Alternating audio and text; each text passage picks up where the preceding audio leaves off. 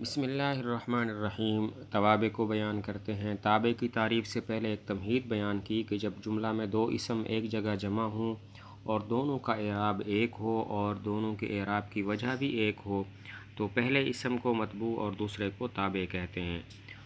جب جملہ میں دو اسم ایک جگہ جمع ہو جائیں اور دونوں کا اعراب بھی ایک ہو اور اعراب کی وجہ بھی ایک ہو تو پہلے کو متبوع اور دوسرے اسم کو تابع کہتے ہیں۔ اب تابع کی تعریف یہ ہے: تابع وہ دوسرا اسم ہے جس کا اعراب پہلے اسم والا ہو اور دونوں کے اعراب کی وجہ بھی ایک ہو۔ تابع وہ دوسرا اسم ہے جس کا اعراب پہلے والے اسم والا ہو اور دونوں کے اعراب کی وجہ بھی ایک ہو۔ تابع کی 5 قسمیں ہیں: صفت، تاکید، بدل، عطف بالحرف اور عطف بالبیان۔ پہلے صفت کی تعریف کرتے ہیں۔ صفت وہ تابع ہے جو متبوع کی یا متبوع کے متعلق کی اچھی یا بری حالت کو ظاہر کرے۔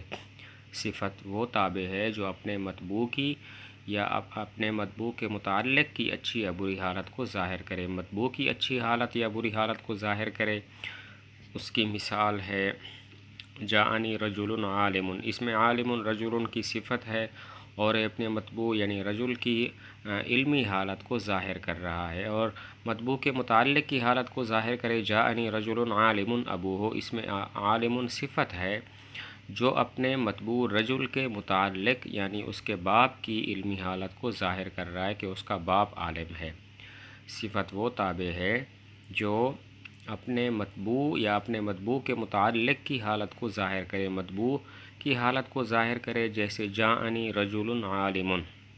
اس میں عالم صفت ہے جو اپنے متبوع یعنی رجل کی علمی حالت کو ظاہر کر رہا ہے اور متبوع کی متعلق کی حالت کو ظاہر کرے، اس کی مثال جاءنی رجل عالم ابوہ۔ آیا میرے پاس ایک ایسا مرد کہ جس کا باپ عالم ہے۔ یہاں پر عالم صفت ہے جو اپنے متبوع یعنی رجل کے متعلق اس کے باپ کی حالت کو ظاہر کر رہا ہے۔ تو اب صفت کی 2 قسمیں ہو گئیں: نمبر 1 وہ جو اپنے متبوع کی حالت کو ظاہر کرے، اور نمبر 2 وہ جو اپنے متبوع کے متعلق کی حالت کو ظاہر کرے۔ پہلی قسم یعنی جو اپنے متبوع کی حالت کو ظاہر کرے وہ 10 چیزوں میں اپنے متبوع کے موافق ہوتی ہے: تعریف، تنکیر، تذکیر، تانیث، افراد، تثنیہ، جمع، رفع، نصب، جر۔ یعنی موصوف اگر معرفہ، نکرہ، مذکر وغیرہ ہو تو صفت بھی معرفہ، نکرہ، مذکر وغیرہ ہوگی۔ صفت کی پہلی قسم یعنی جو اپنے متبوع کی حالت کو ظاہر کرے وہ 10 چیزوں میں اپنے متبوع کے موافق ہوتی ہے۔ وہ 10 چیزیں یہ ہیں: تعریف، تنکیر، تذکیر، تانیث، افراد، تثنیہ، جمع، رفع، نصب، جر۔ یعنی موصوف اگر معرفہ یا نکرہ، مذکر وغیرہ ہو تو صفت کی یہ پہلی قسم بھی معرفہ، نکرہ، مذکر وغیرہ ہوگی۔ چند مثالیں بیان کی ہیں: عندی رجل عالم، میرے پاس ایک عالم مرد ہے۔ یہاں پر رجل اور عالم دونوں نکرہ ہیں اور دونوں مذکر ہیں اور دونوں مرفوع ہیں۔ عندی رجلان عالمان، میرے پاس 2 عالم مرد ہیں۔ یہاں پر رجلان عالمان جو موصوف صفت ہیں دونوں ایک تو نکرہ ہیں اور دوسرا تثنیہ بھی ہیں اور مذکر بھی ہیں اور مرفوع بھی ہیں۔ عندی رجال عالمون، میرے پاس عالم مرد ہیں، کئی عالم مرد ہیں۔ یہاں پر رجال عالمون موصوف صفت ہیں اور یہ دونوں جمع ہیں اور نکرہ ہیں اور مذکر ہیں اور مرفوع ہیں۔ عندی امرأۃ عالمۃ، میرے پاس عالمہ عورت ہے۔ یہاں پر امرأۃ عالمۃ جو موصوف صفت ہیں یہ بھی دونوں مرفوع ہیں، دونوں نکرہ ہیں اور دونوں مؤنث ہیں۔ عندی امرأتان عالمتان، میرے پاس 2 عالمہ عورتیں ہیں۔ یہاں پر بھی امرأتان عالمتان جو موصوف صفت ہیں دونوں نکرہ ہیں، دونوں جو ہیں وہ تثنیہ ہیں اور مؤنث ہیں اور مرفوع ہیں۔ عندی نسوۃ عالمات، میرے پاس عالم عورتیں ہیں، کئی عالمہ عورتیں ہیں۔ یہاں پر نسوۃ عالمات جو موصوف صفت ہیں ایک تو دونوں نکرہ ہیں، دونوں مرفوع بھی ہیں، دونوں جمع بھی ہیں، دونوں مؤنث بھی ہیں۔ اور صفت کی جو دوسری قسم ہے یعنی جو اپنے متبوع کے متعلق کی حالت کو ظاہر کرتی ہے وہ 5 چیزوں میں متبوع کے موافق ہوتی ہے: تعریف، تنکیر، رفع، نصب، جر۔ یعنی دونوں معرفہ ہوتے ہیں، نکرہ ہوتے ہیں، مرفوع، منصوب یا مجرور ہوتے ہیں۔ صفت کی دوسری قسم جو اپنے مطبوع کے متعلق کی حالت کو ظاہر کرے وہ 5 چیزوں میں مطبوع کے موافق ہوتی ہے: تعریف، تنکیر، رفع، نصب، جر، یعنی دونوں مرفوع دونوں معرفہ ہوتے ہیں یا دونوں نکرہ ہوتے ہیں، دونوں مرفوع منصوب یا مجرور ہوتے ہیں۔ مثلا جاءتنی امرأۃ عالم ابنہا، میرے پاس ایسی عورت آئی کہ جس کا بیٹا عالم ہے۔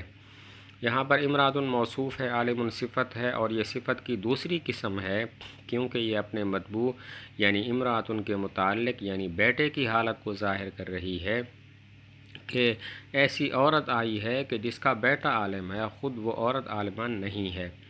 تو یہاں پر دیکھیں تو دونوں نکرہ بھی ہیں، امرأۃ بھی نکرہ اور عالم بھی نکرہ، اور دونوں مرفوع بھی ہیں، امرأۃ مرفوع ہے اور عالم بھی مرفوع ہے۔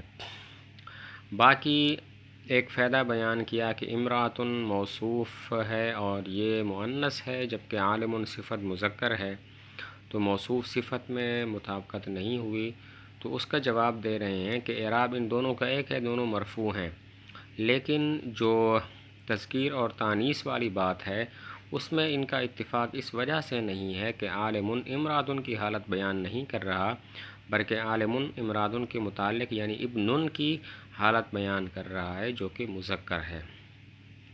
سوال یہاں پر یہ ہوتا ہے امرأۃ موصوف عالم اس کی صفت ہے جبکہ امرأۃ مؤنث ہے، عالم مذکر ہے، تو موصوف صفت میں تذکیر اور تانیث کے لحاظ سے مطابقت نہیں ہے۔ تو جواب یہ ہے کہ یہاں پر عالم امرأۃ کی حالت کو بیان نہیں کر رہا بلکہ امرأۃ کے متعلق یعنی ابن کی حالت کو بیان کر رہا ہے، اور ابن چونکہ مذکر ہے تو اسی وجہ سے عالم کو مذکر لایا گیا۔ ایک فائدہ بیان کیا کہ نکرہ کی صفت جملہ خبریہ بھی ہو سکتی ہے، اور جملہ خبریہ میں ضمیر کا ہونا ضروری ہے جو اس نکرہ کی طرف لوٹے۔ نکرہ کی صفت جملہ خبریہ ہو سکتی ہے اور جملہ خبریہ میں اس ضمیر کا ہونا ضروری ہے جو اس نکرہ کی طرف لوٹے۔